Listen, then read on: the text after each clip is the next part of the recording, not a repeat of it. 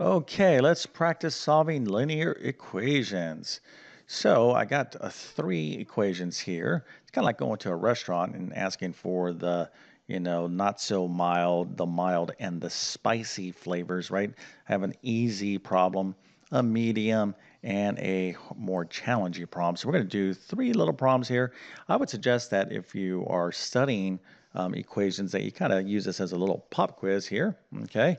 And we're going to just obviously start with the first problem and work our way towards a more difficult problem.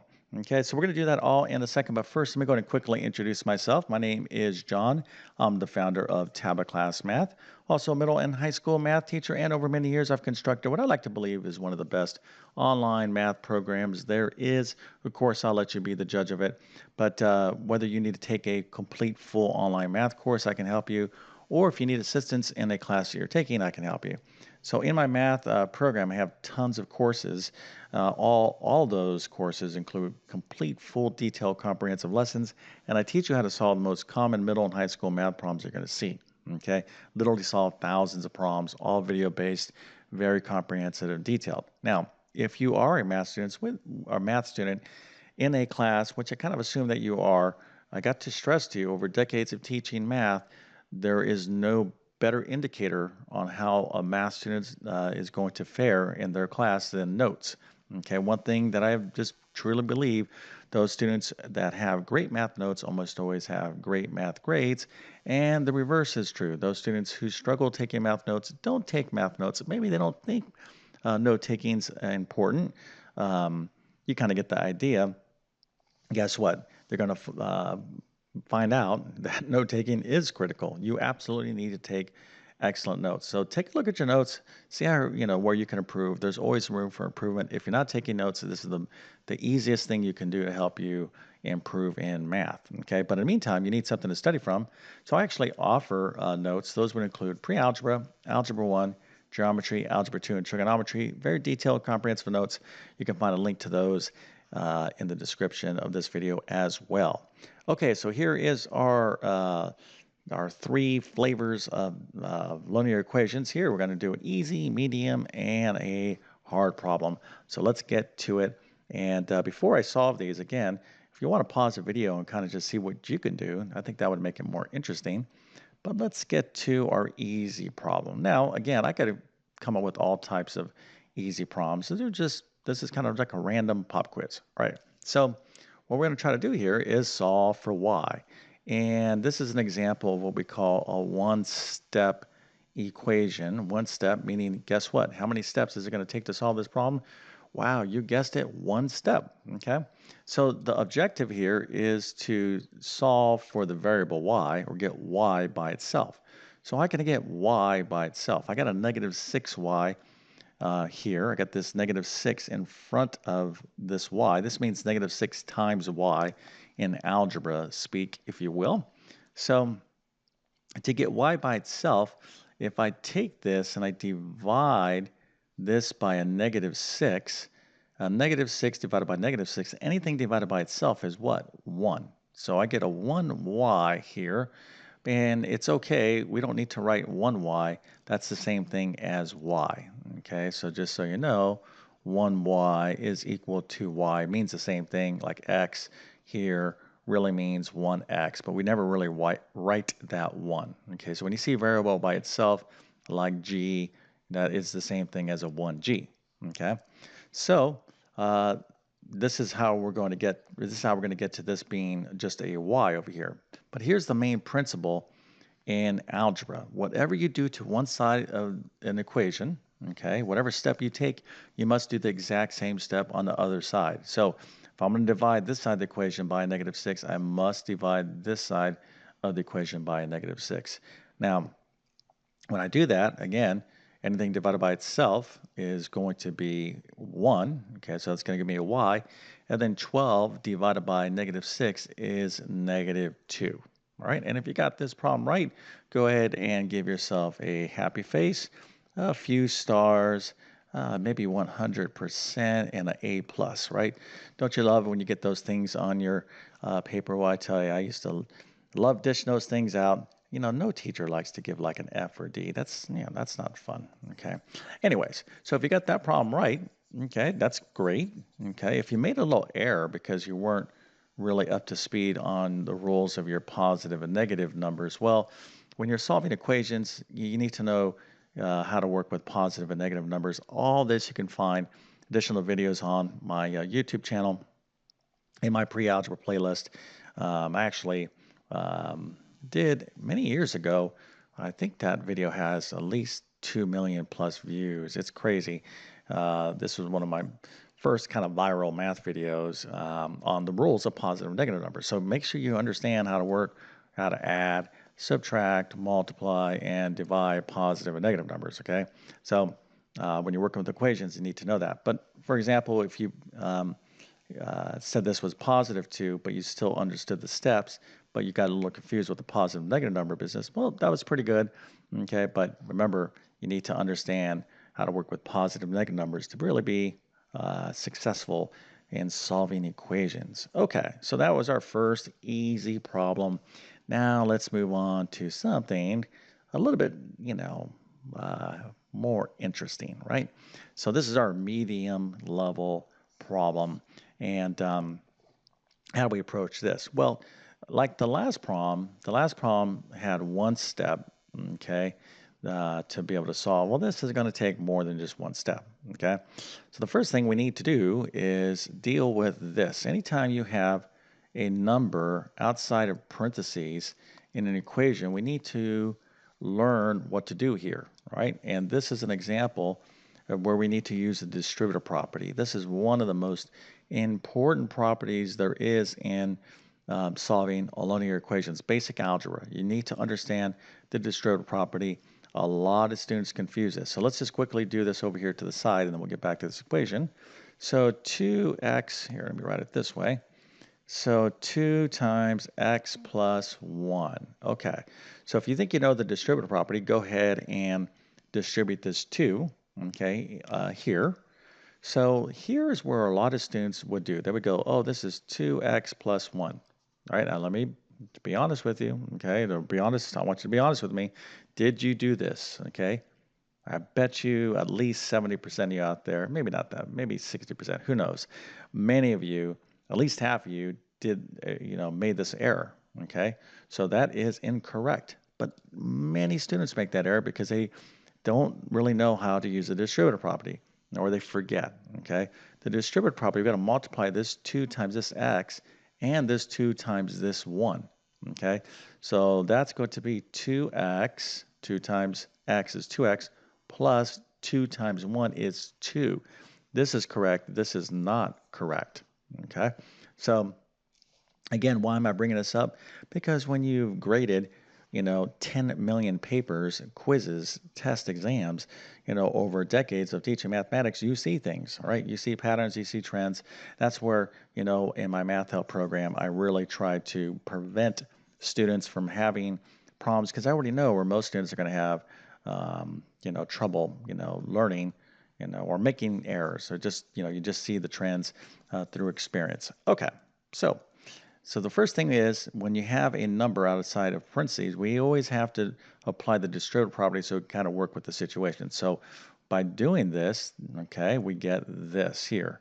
So now we have 2x plus 2 equals 10. Okay, so now what do we do? Well, in the game of solving equations, you kind of think of it as a game. We have kind of two teams, all right? We have team variables, right? This is our x's or y's, all that stuff like that. And then you have team numbers, okay? These are things like 3, 7, you kind of get the idea. So we have kind of like in the middle of our little field here, like a football field, is our equation sign. We need to get all the variables over here, okay? All the people on the variable team, if you will, need to be on the left-hand side of the equation, and all the number folks need to be on the right-hand side of the equation. So this is what we want to work towards when we have any equation. We need to kind of shuffle things around and get people on the right side of the equation. That's like the first set of steps we have to do, and sometimes this requires more than a few steps. Okay, it could take, 2, 3 different steps to get everybody on the right-hand side where they need to be. All the variables here, all the numbers here. Okay, but we can't shuffle people around, these terms around, and until and unless we handle any distributive property situation. So first thing here, we have a distributive property situation. Now we can kind of move things around. So let's take a look at what we have. We have 2x plus 2 equals 10. And I'm looking here, I'm like, okay, I got one variable term, and it happens to be on the right hand, the correct side of the equation, the left hand side. So I'm happy about that. But then I got this number, and he's kind of like offside. So we got to move that number over to the other side. Okay, so we got to get all the numbers to the right hand side. And the way we're going to do that is to get rid of this 2 on the left hand side, and we can just subtract 2 away. Okay, but remember, the golden rule of solving equations as algebra is what? Whatever you do to one side, you must do the exact same thing to the other side of the equation. So I subtract 2 from the left-hand side because I want to get rid of it over here. I have to subtract 2 on the right-hand side. And the way my format here is, you want to use this format. You want to, your work to look like mine. And now what we do is just kind of add down in a column manner. And I have 2x plus nothing is 2x. 2 plus a negative 2 is 0. Okay, so I'm just left with a 2x over here. And then 10 minus 2, or 10 plus a negative 2, is 8. Okay? All right, so now we started with this equation, and we're down to this equation. So this is kind of the main idea of solving equations in algebra, is that we just continue to write more complicated equations into equivalent simpler equations. So here we have 2x equals 8. This is pretty easy to solve, right? I want to get x by itself, and this is just like the previous problem. To get x by itself, all I need to do is divide both sides of the equation by 2, and I get x is equal to 4. Okay, so how did you do on this problem? If you got it right, give yourself a smiley face, give yourself a few stars, and another 100%. That's excellent. But here's the thing. It's not about just getting the answer right. Did you show the work? Did you really, really understand the steps? Okay, and that's what the whole point of this video is to reinforce these concepts. And even though this is a nice little medium level problem, now you really have, mastery of what's going on. Okay, that's the whole idea here. All right, so let's see here. Let's go on to our last problem, which is the spicy problem. Like for me, when I'm at the restaurant, I'm like, give me the Tabasco sauce. I like it nice and spicy. Just throw it on there. And this is a nice challenging problem right here. Okay, so a little bit more difficult. Now, of course, it's all relative. A lot of you out there might say, oh, this is easy, or medium problem, whatever the case is. We're talking about the problems in this video. So I went ahead and, just to save us some time, did the work in advance. Okay, so first things first, obviously we have some fractions going on here, but what is the situation? Now that you're, up to speed on the distributive property, we can't do anything here because this is a distributive property situation.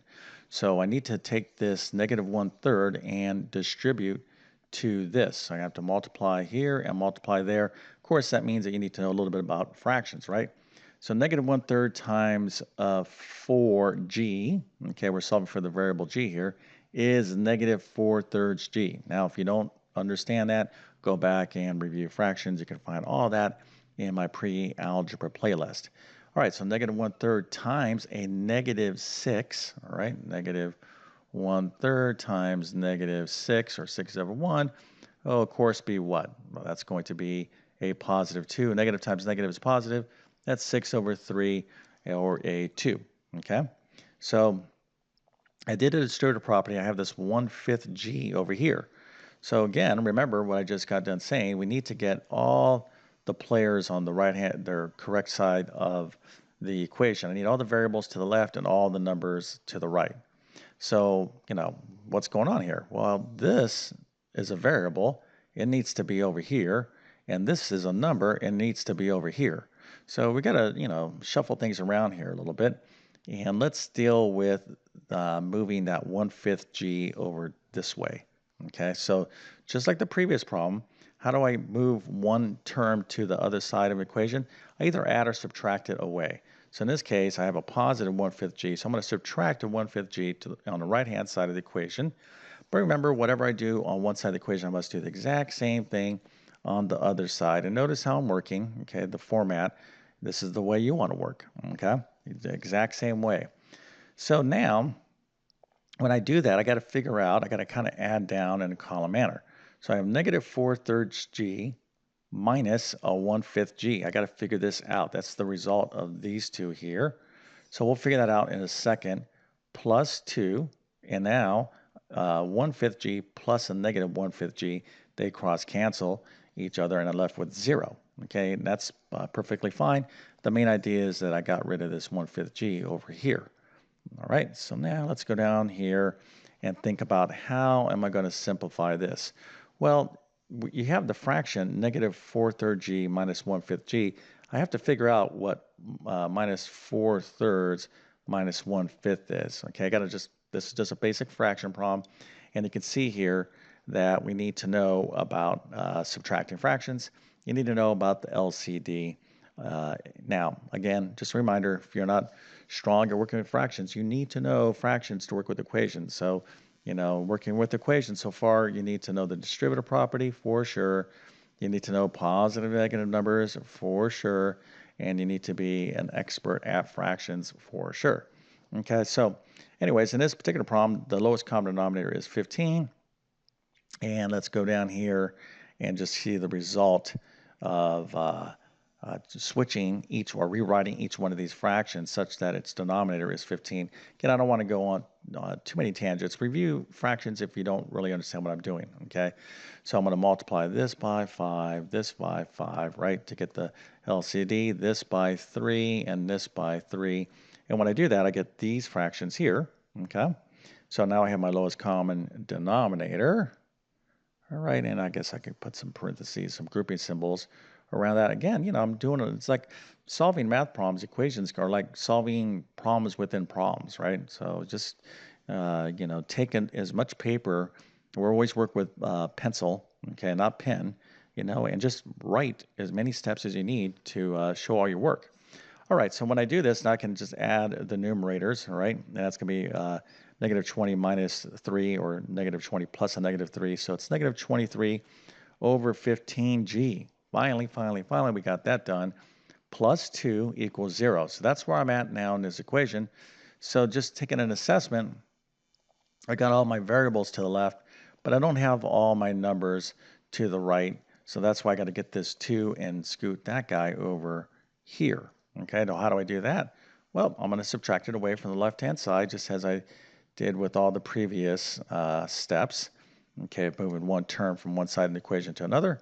And when I do this, I'm just adding down.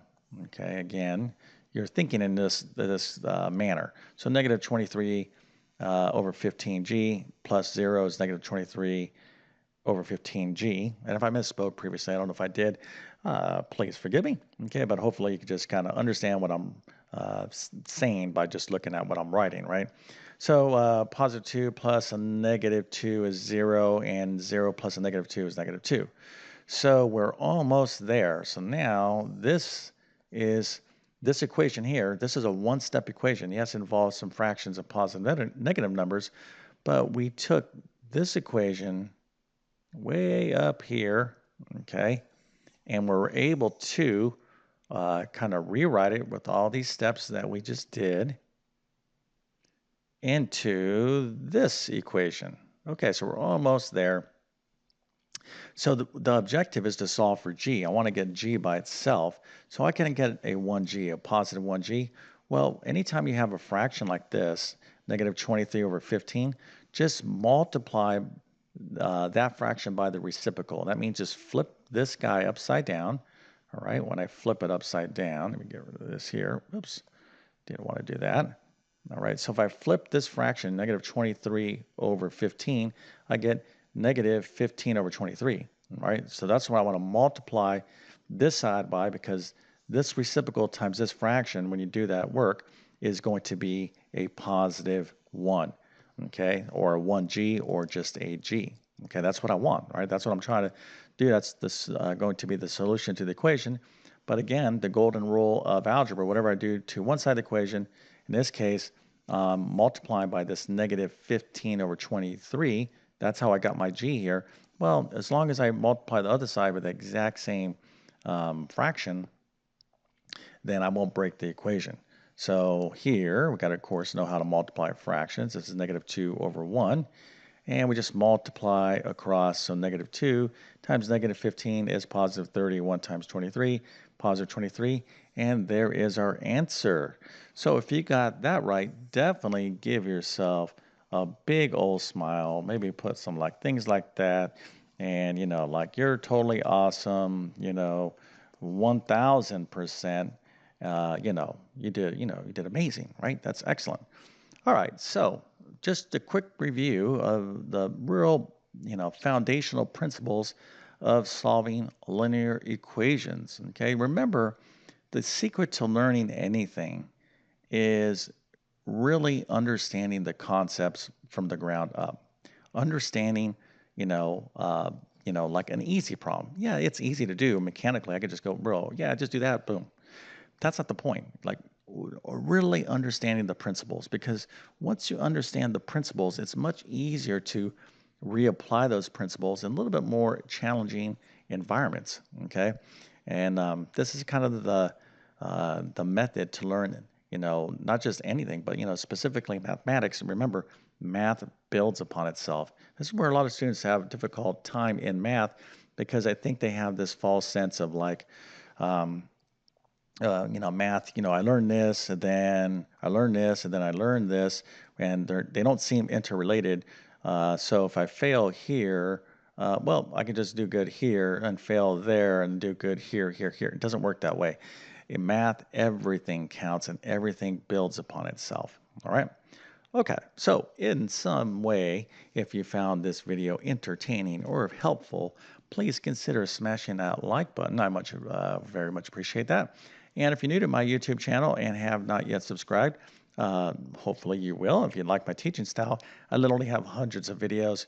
Oh, excuse me, my voice is breaking up there. Hundreds of videos on my channel that can help you out. Been on YouTube for 10 plus years. Obviously, I love to teach math, so please take advantage of all that material. That's basic to advanced stuff, and I try to organize most of those topics in pretty clear playlists. But my best math help will be found by following the links in the description of this video. All right, so with that being said, I definitely wish you all the best in your mathematics adventures. Thank you for your time, and have a great day.